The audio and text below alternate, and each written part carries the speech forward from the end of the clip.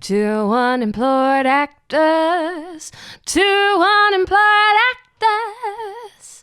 They're just between projects. Hello everyone and welcome to another episode of Two Unemployed Actors. Don't forget to like and subscribe on your favourite podcast platform. I am Max and without Sam today. Don't panic. Plenty to talk through today. Today is all about social media. How we approach social media as actors, what to do, what not to do, what most of you are doing. In fact, I reached out to other up-and-coming actors on a few online platforms just to get a sort of an idea of where we're at the moment, and then where we should be, and also what's working for me. So there's a bit to get through, and hopefully from this, you'll be able to sort of refine your strategy or update your strategy or hell, have a strategy for online social media. Most of you, and thanks again for getting back to me, most commonly as up-and-coming actors, you're using Instagram, you're using Twitter, you're using Facebook, and it's one account. They're your personal /actory accounts. And you might be considering having a special, what's obviously special because it's about you, a separate Facebook actors page. But you haven't executed that yet. And you don't really have a strategy. You're just kind of posting when you've got something to post. So that's okay. I mean, it's a start, right? You probably naturally have more creatives as friends than not. You're probably talking to them and looking at what's coming up and going to see friends' shows and what's happening and staying connected to the industry, following a few industry pages, that sort of thing. So you're most of the way there. But I think you really need to sit down and have a think about a strategy. And I know it can get all boring, corporate-y, kind of, oh my God, a strategy. Let's write down a business plan. Yuck. But it can be as simple as what I'm doing. Okay, so we're moving into what I'm doing now. For Instagram, I try and post a photo a day. I don't, because sometimes there's a day when I don't have anything to post. I'm not just going to post something for the sake of it, right? So I'll have a goal of trying to post a pic a day on Instagram. And when I do post, there's a few hashtags in there, not a whole lot, because I find that most of people who find that photo or video that I'm posting don't find it through hashtags. I have a Twitter account. It's not as big in Australia as it is in the US, but I'm mindful that it's big somewhere. And I still get a lot of people interacting with me on, a lot of people. I mean, I think I've got 40 followers, but people still interact with me on Twitter. So I keep a presence there, but I'm probably like once a week, if that. And this is a platform that really you can use as many times as you want in a day. Facebook, I have a personal Facebook that's private. And yes, there's a lot of creatives on there. Yes, we talk a lot of creative stuff, but it's also what I do and everything else and, my personal and a nice way for me to communicate with my friends overseas and interstate, especially in COVID times. It's so easy for me to click on the video icon and have a chat to someone. And I have a separate Max the Actor page, which is all public, and I post there probably once, maybe even twice a week, what I'm working on, what's interesting in the industry, and my show reel updates, that sort of stuff. And I also have LinkedIn.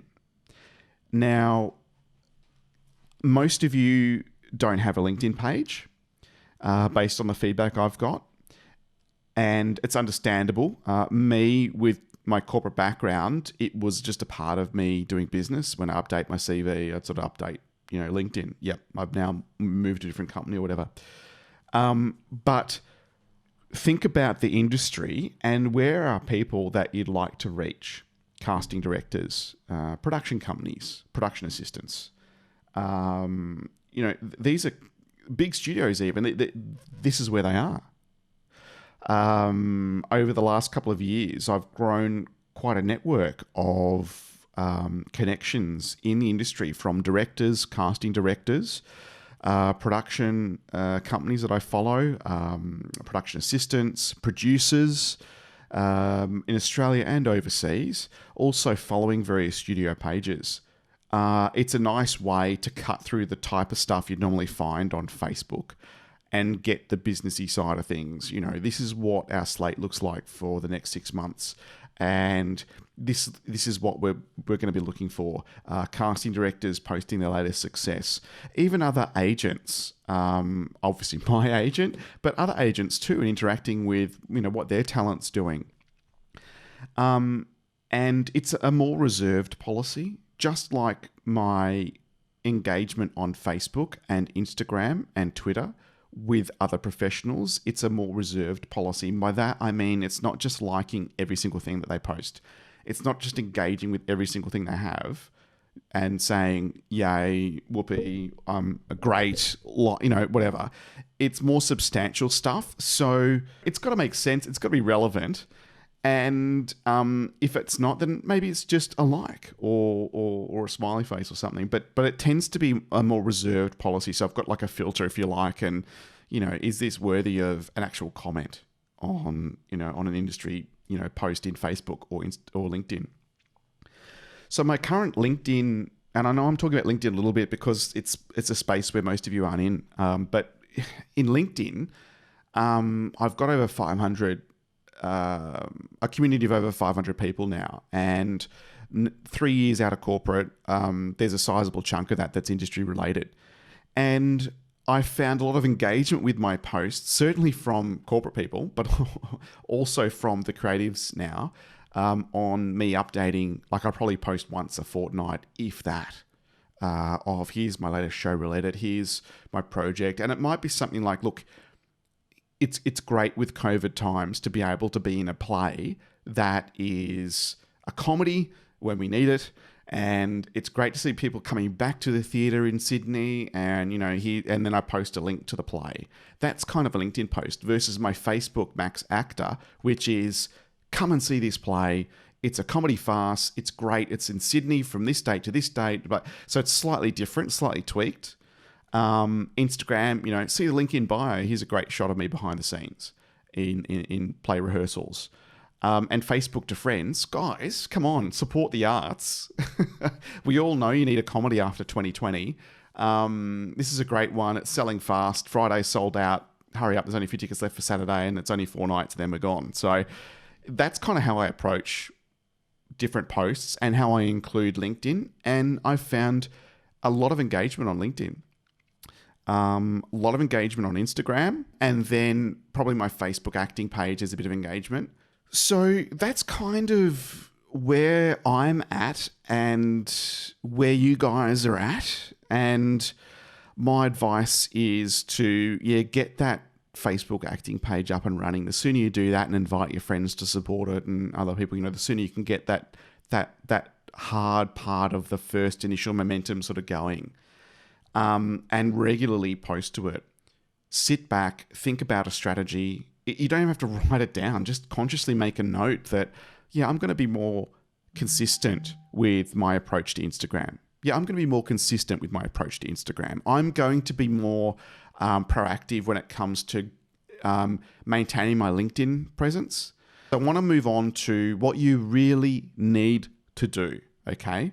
Regardless of what your strategy is, which platforms you're on or not, how often you post or not, you need to make sure that you are a brand and thinking about yourself as a brand, and you are engaging with others online as a brand. If you sat back and looked at your brand and thought, who are you? What type of roles have you done? What type of roles are you going for? How committed are you? Like, do you want a full-time acting professional? What's your goal? That's kind of thinking about what your brand should look like. Who do you compete with, if you want to look at it that way? What are some of the people that you can relate to as up-and-coming actors or actors who've made it a little bit ahead of the game? How are they managing their online presence? So have a think about that, and that always sort of helps you then to think about that filter a bit better about, what you should or shouldn't post, how often you should post, that sort of thing when you're thinking about yourself as a brand. And get over the fact that, don't get into that mindset that I've talked about it before, where I've been to workshops and people have gone, I don't want to post on my personal Facebook page or my personal Instagram because people will go, oh, she's still talking about that short film again, or, oh my God, he's still talking about that play, Don't get into that mindset. You're not doing it for them. You're doing it for you. I've seen an actor's Instagram, and there isn't one photo of her on it. It's all minus the head, or it's location pics or food pics or something. It's, well, I don't really know who this could be anyone. Because casting directors, agents, even some producers, depending on what they're looking for and how close you are to the role, like that. Look, they're Googling you. My mum is 80-something, okay? She doesn't have social media. She doesn't do social media, but she knows what I'm doing because she just Googles me. And there pops up my latest Instagram or tweet or whatever, and she knows exactly what's going on, which is also unnerving to a certain extent, but it just goes to show when you're doing it properly, you should be accessible online. And thereby, my point, be careful what you post. Have that filter because you are a brand. Casting directors are Googling you and looking at your social media. More and more contracts have social media in it. You must not post unless there's approval. You must post 2 pics, before production. You need to have X amount of followers. You need to have professional engagement. You need to, there's all these different contractual obligations now that may require a more formal approach to social media when you get a role. So, what shouldn't you do?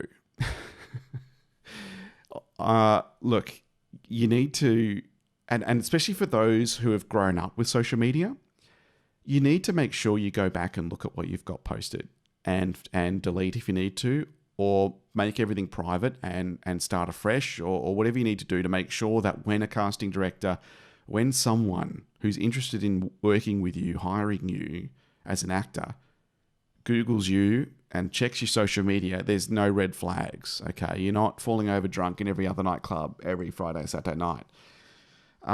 You're not commenting unprofessionally, very personally. You're not doing something that could be viewed as attacking someone or, trolling or any of that sort of stuff.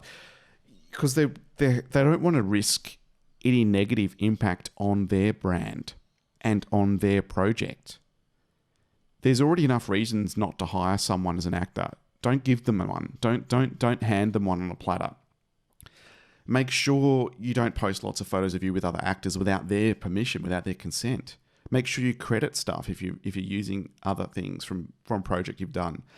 Don't bombard casting directors all the time. By all means, engage every now and then. Say, congrats on that project. The casting was fantastic. I loved so-and-so in the role, by all means. But not all the time. And make it genuine, make it sincere, make it relevant.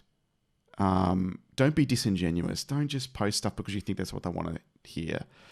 Their bullshit detectors are pretty high, right? Because they see so many people who want to have a role so often. They're just focused on the right person for the role. And you might just be top of mind because, you shared a link on LinkedIn and you're a connection with them, or you're a connection with one of their friends, and they saw the first 30 seconds and went, oh, that's interesting. You just never know as an actor, up and coming, where your next opportunity is coming from. And social media is a great tool to get there. Don't give them a reason not to hire you because of it. Use it for what it is, a great way to engage with your audience. And engagement comes from being relevant. And relevancy comes from focusing on you as a brand. So no, you don't need to sit down and write 10 pages on a social media plan, but just stop and think about it. Think about what's worked in the last week with your social media, what hasn't, and make it a regular thing. Every couple of weeks, sit down and think what's worked, what hasn't worked, and focus on your social media as an actor, as a brand.